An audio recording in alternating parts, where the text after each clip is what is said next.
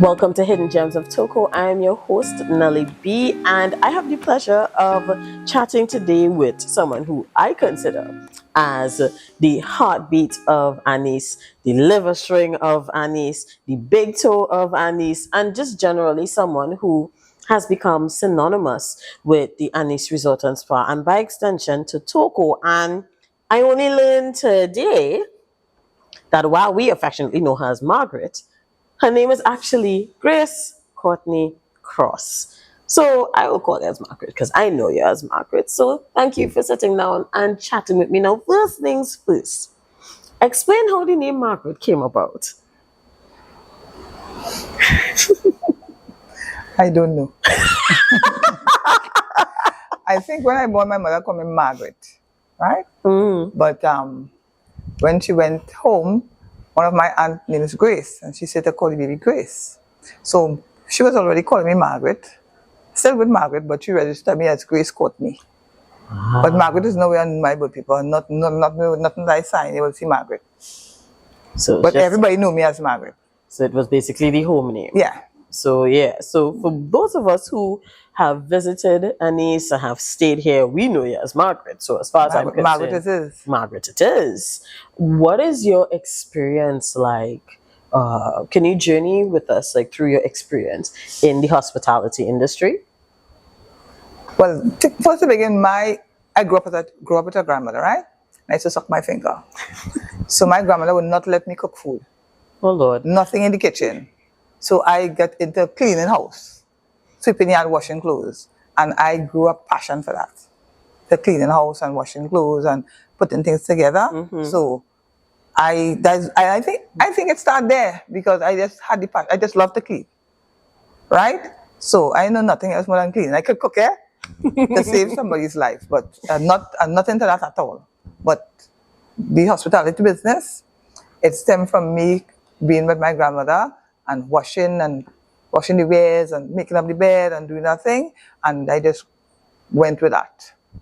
So that went to school, didn't do much in school, but that didn't make no thing. I come out of school and then I just went into cleaning people's house. I make it a living. So how did you transition from cleaning people's homes to being chief cook and bottle washer here at Anise? Yes, because I was getting a job they call like the URP. So I used to work URP and I used to go and clean people's house. And we'll pass here every day and another girl named Claudia. And we'll look up at the building that was building. And I think, Claudia, they say that a hotel building there, I work in there, you know.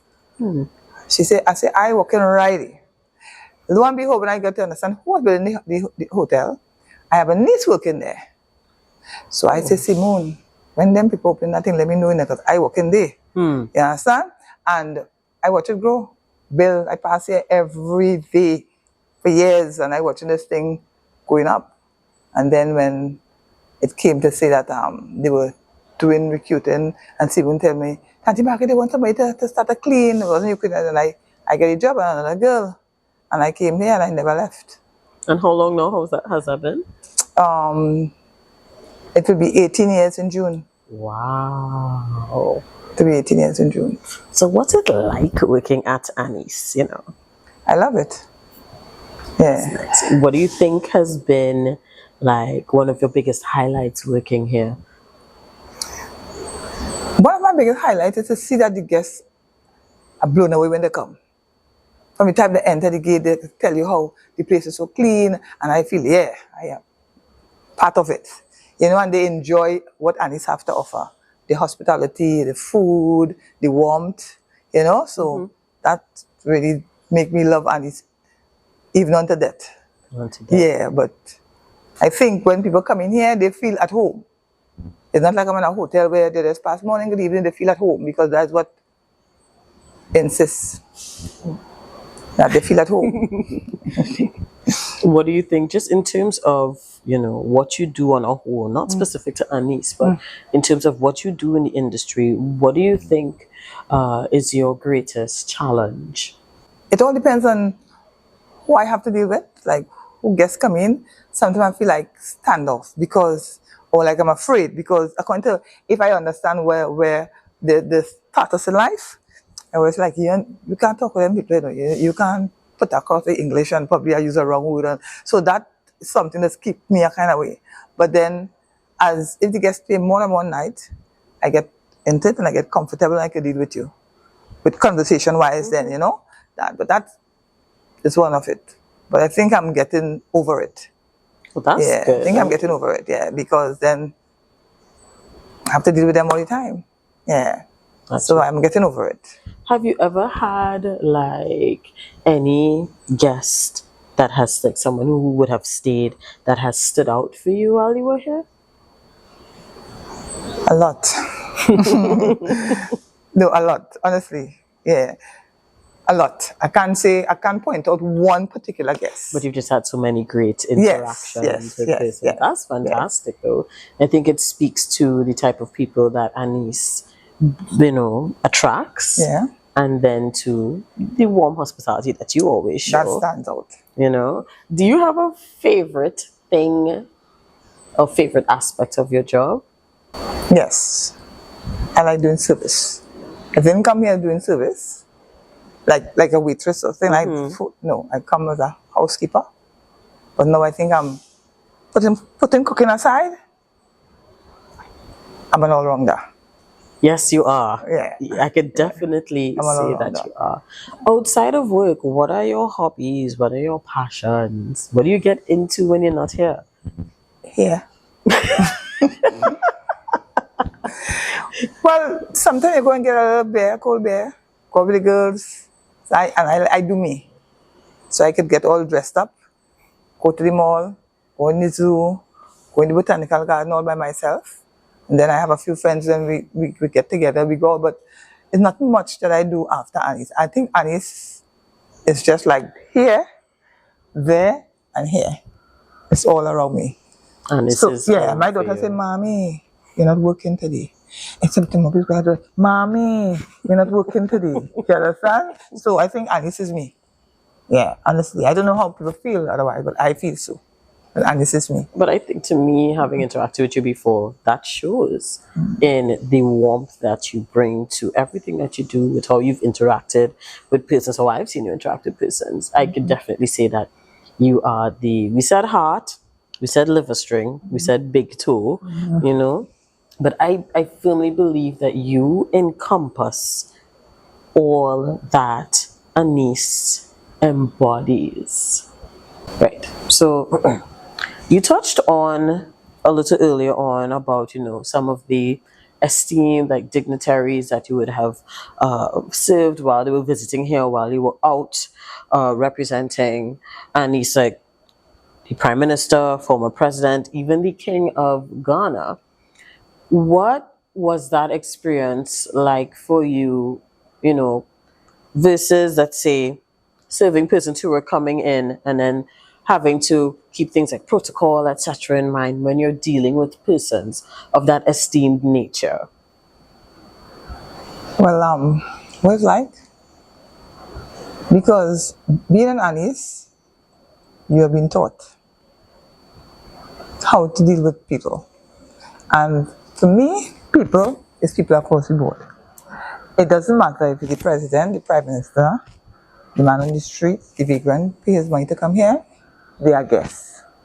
And I would not, while you have to do certain things with the president and the prime minister, but I believe in treating people across the board. Right. My hospitality is not for the prime minister and a different action for the person who just come for the night. Right? So I'm a people person too. I get into people very quick, very, very quick. So it's easy for me to deal with them. And I say, Mr. and Sir, and I have to do that.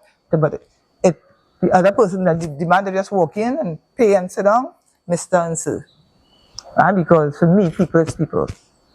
So I think it's easy for me to treat the prime minister with a certain dignity, the president, and still serve the person that just walk in as the prime minister or the president, because they are guests of Anise. That makes sense. They are guests. That makes sense. Yeah. And you talked about, you know, what was taught here at Anise. You are responsible for training anyone who comes in to Anise to work. So What does that training entail? And more so, what are the lessons that you want to instill on the persons who come here to work, and just by extension, the younger persons who are interested in coming into the hotel and tourism industry? Well, first thing I always let the younger know when you come here, it's work. And I believe you have to like what you're doing. Even though you come just thinking just a hustle, I want you to grow liking what you're doing, because anything that's just a hustle is a hustle done. Quick, quick, quick, quick, and done. You have to have a passion for it. And if you don't find yourself having a passion after a certain amount of time, you tell yourself this is not for you. The hospitality business is not for you. You know, because some people, you get into this guest might come in your favor that, but you have a warmth to them, and the next person need to pull there, and you will show that difference. But at the end of the day, when they come across the board, they are guests. Once you walk in here, you are a guest, and they ought to be treated as you will treat anybody else. The prime minister, the president, the minister, the lawyer, whatever, as well as the vagrant. If he changes his clothes and come, and even though he come dirty, we have to treat him as a guest, because he is considered a guest, because he walked into Anise for their service. Right. And they walk in for service. Not just it's okay, you know, service. They walk in for service. So as long as they've walked in for service, you treat them with that respect and that dignity. As you would treat anybody else that come in. Not because they find that person like a driver from my driver, what the old car man come up here, right? But when he come in, he's a service. Gotcha. He's paying. He's a paying guest. So then he's entitled of anything that any other paying guest is entitled of. So thank you so much for sitting down and chatting with me. Like I said, I think that you're fantastic at what you do, and I hope and pray that you can do so as long as you're able to, and be the essence of all what Anise represents. So thanks again so much for sitting down and chatting with us. And Pleasure chatting with you. I will always harass you at some point in time during the day.